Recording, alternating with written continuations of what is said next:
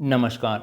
जैसा कि हम सब जानते हैं, जब भी हम किसी भी कुंडली का अध्ययन करते हैं तो कुंडली का पहला, सातवां, चौथा और 10वां भाव जो कि केंद्र के भाव कहलाते हैं, ये सबसे ज़्यादा इम्पॉर्टेंट माने जाते हैं। क्योंकि पहले भाव से आपको देखा जाता है, आपकी बॉडी को देखा जाता है, आपके फेस को देखा जाता है और आपके सोल को देखा जाता है। इसी तरह से कुंडली का जो चौथा भाव होता है, जो कि घर का भाव होता है, प्रॉपर्टी का भाव होता है, लैंड का भाव होता है, आपकी मदर का भाव होता है और आपके पास कितनी सुख सुविधाएं होंगी उनका भाव होता है। इसी तरह से कुंडली का जो सातवां भाव होता है, ये आपके स्पाउस का भाव होता है, आपके पति या पत्नी का भाव होता है, आपके बिजनेस पार्टनरशिप का भाव होता है। इसीलिए ये भी बहुत इंपॉर्टेंट भाव रहता है। और इसी तरह से कुंडली का जो 10वां भाव रहता है, ये आपके करियर और ऑक्यूपेशन का भाव रहता है। और इसी के कारण कुंडली के जो केंद्र के भाव रहते हैं, पहला, चौथा, सातवां और 10वां भाव, ये बहुत ही ज़्यादा शुभ माने जाते हैं और यहाँ पर मौजूद ग्रह भी काफ़ी अच्छा फल प्रदान करते हैं। लेकिन इन्हीं भावों के माध्यम से एक दोष भी उत्पन्न हो जाता है, जिसे हम कहते हैं केंद्राधिपति दोष, जो यदि आपकी कुंडली में मौजूद होता है तो आपको इन शुभ भावों के फल देखने को नहीं मिलते हैं। और आज के इस वीडियो में हम यही चर्चा करने वाले हैं कि केंद्राधिपति दोष क्या होता है, कैसे बनता है और इसका असर आपकी कुंडली में कैसे देखने को मिलता है। क्या सही में ये कोई दोष होता भी है या ये सिर्फ एक भ्रांति है? इसी के बारे में आज के इस वीडियो में हम चर्चा करने वाले हैं। तो आज के इस वीडियो को पूरा देखिएगा। तो ठीक है, सबसे पहले हमें केंद्र और त्रिकोण के भावों के बारे में समझना होगा, क्योंकि केंद्र और त्रिकोण के स्वामी हमेशा शुभ फल ही प्रदान करते हैं। और जैसा कि हमने अभी देखा, पहला, चौथा, सातवां और 10वां भाव केंद्र के भाव कहलाते हैं और पहला, पांचवा और 9वां भाव त्रिकोण के भाव कहलाते हैं। और ये हमेशा शुभ फल प्रदान करते हैं और इन भावों के स्वामी भी हमेशा शुभ फल ही प्रदान करते हैं। इसमें से भी आप ये बात बिल्कुल ध्यान रखिएगा कि लग्नेश या लग्न का स्वामी, जिसे हम पहला घर कहते हैं, वो हमेशा शुभ फल ही प्रदान करता है, क्योंकि ये केंद्राधिपति दोष को समझने के लिए बहुत इंपॉर्टेंट हो जाता है।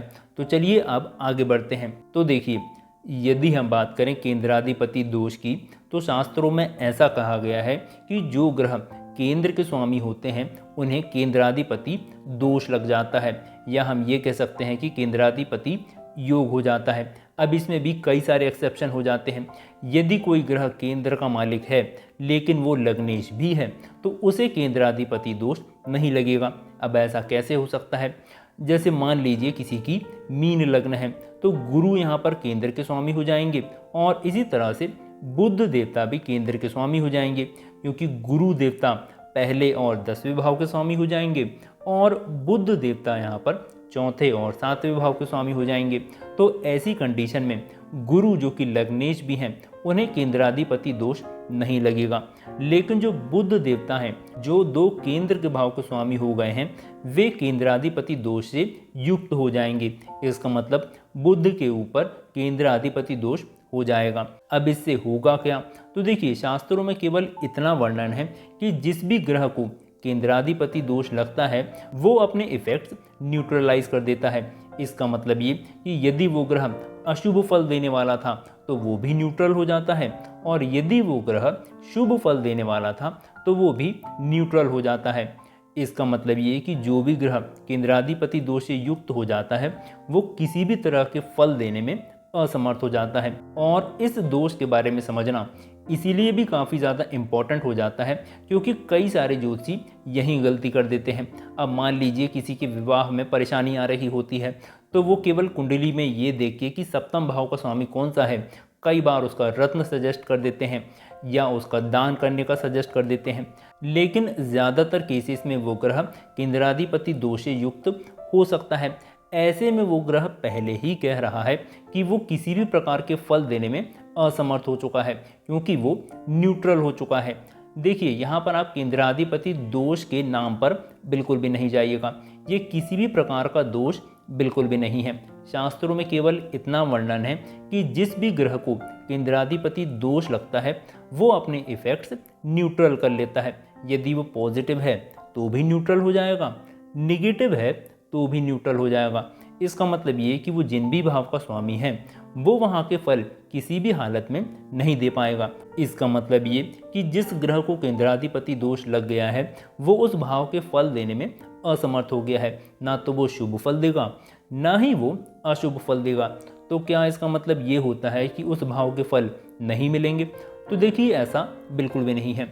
दूसरे ग्रहों के माध्यम से उस भाव के फल मिल सकते हैं। जैसे यदि हम बात करें सप्तम भाव की, तो सप्तम भाव के स्वामी को हो सकता है केंद्राधिपति दोष हो, लेकिन हो सकता है किसी ग्रह की दृष्टि सप्तम भाव पर पड़ रही हो, सप्तम भाव में कोई ग्रह बैठा हुआ हो, और इस तरह से सप्तम भाव का जो फल है वो हमें उसके स्वामी के द्वारा नहीं मिलेगा, लेकिन अन्य ग्रहों के द्वारा हमें सप्तम भाव के फल देखने को मिल सकते हैं। इसी तरह से यदि किसी कुंडली में कोई ग्रह केंद्र का स्वामी है लेकिन वो त्रिकोण के भाव का भी स्वामी है, त्रिकोण का भाव मतलब 5वां और 9वां भाव, तो ऐसी कंडीशन में भी उस ग्रह में केंद्राधिपति दोष नहीं माना जाएगा।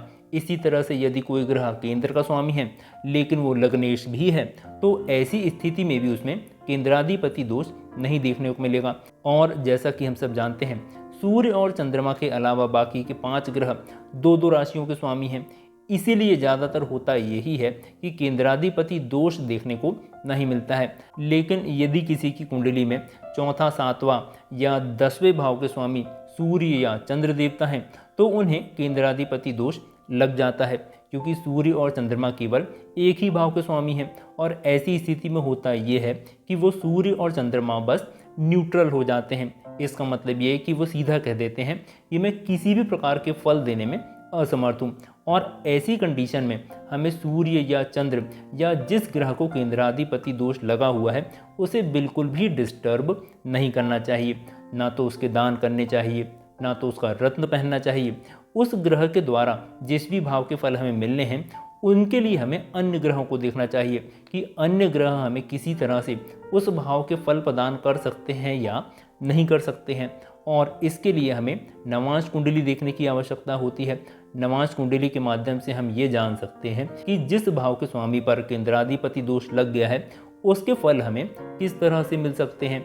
और इस तरह से यदि आपकी कुंडली में केंद्राधिपति दोष है और आपको विवाह, पैसे से रिलेटेड, करियर से रिलेटेड और घर से रिलेटेड किसी भी प्रकार की समस्या आ रही है, तो आपको सबसे पहले ये देख लेना है कि उस भाव का जो स्वामी है उस पर किसी प्रकार का केंद्राधिपति दोष तो है या नहीं है।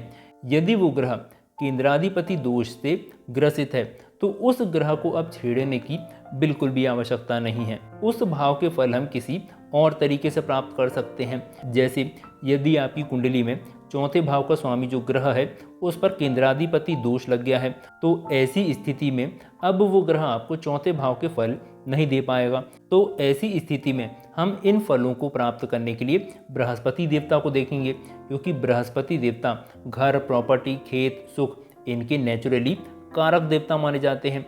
तो यदि आपकी कुंडली में चौथे भाव का स्वामी केंद्राधिपति दोष से ग्रसित भी है तब भी आपको ये सारी चीज़ें प्राप्त हो सकती हैं, लेकिन वे आपको बृहस्पति देवता के माध्यम से प्राप्त होंगी। इसी तरह से यदि आपकी कुंडली में सप्तम भाव का स्वामी केंद्राधिपति दोष से युक्त हो जाता है तो आपको उस ग्रह से सप्तम भाव के फल नहीं मिल पाएंगे। तो ऐसी स्थिति में यदि आप पुरुष हैं तो आपको शुक्र देवता के माध्यम से, जो कि आपकी स्त्री या आपकी पत्नी के नेचुरली कारक देवता हैं, उनके माध्यम से आपको सप्तम भाव के फल मिल जाएंगे। और यदि आप स्त्री जातक हैं तो गुरु देवता, जो कि स्त्री जातक के लिए उसके पति और उसके स्पाउस के कारक देवता हैं, उनके माध्यम से आपको सप्तम भाव के फल देखने को मिल सकते हैं। इसी तरह से यदि दशम भाव के स्वामी पर केंद्राधिपति दोष लग चुका है तो ऐसी स्थिति में आप शनि देवता के माध्यम से दशम भाव के फल प्राप्त कर सकते हैं, क्योंकि दशम भाव कर्म का भाव रहता है और शनि देवता कर्म के कारक देवता हैं। तो यदि आपकी कुंडली में दशम भाव का स्वामी केंद्राधिपति दोष से युक्त हो चुका है तो ऐसी स्थिति में आप शनि देवता के माध्यम से भी दशम भाव के फल प्राप्त कर सकते हैं, क्योंकि ऐसी स्थिति में यदि आपकी कुंडली में केंद्राधिपति दोष है तो उस प्लैनेट के द्वारा आपको किसी भी प्रकार के फल देखने को नहीं मिलेंगे। और ऐसी स्थिति में यदि आप उस ग्रह के ज़बरदस्ती उपाय करते हैं, दान करते हैं, पूजा करते हैं, रत्न पहनते हैं, तो वो और भी ज़्यादा निगेटिव फल देने लगता है, वो किसी भी प्रकार से पॉजिटिव फल नहीं देता है। क्योंकि वो पहले ही केंद्राधिपति दोष से युक्त है। इसका मतलब ये कि वो ये कह चुका है कि वो ग्रह किसी भी प्रकार के फल देने में असमर्थ है, इसीलिए उस भाव के फल आपको दूसरे तरीके से प्राप्त करने पड़ते हैं। और जैसा कि हमने समझा, केंद्राधिपति दोष से युक्त होने वाले 3 भावों के फल हमें किन ग्रहों से प्राप्त हो सकते हैं। चौथे भाव के फल हमें गुरु देवता से प्राप्त हो सकते हैं। सप्तम भाव के फल हमें शुक्र और गुरु देवता से प्राप्त हो सकते हैं। और दशम भाव के फल हमें शनि देवता के माध्यम से प्राप्त हो सकते हैं। तो चलिए, आज हमने समझा केंद्राधिपति दोष के बारे में। ये दोष क्या होता है, कैसे बनता है और इसका क्या फल देखने को मिलता है।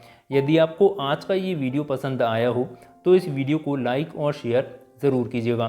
साथ ही साथ इस चैनल को सब्सक्राइब ज़रूर करके रख लीजिएगा। तो चलिए, आज के इस वीडियो में इतना ही। धन्यवाद।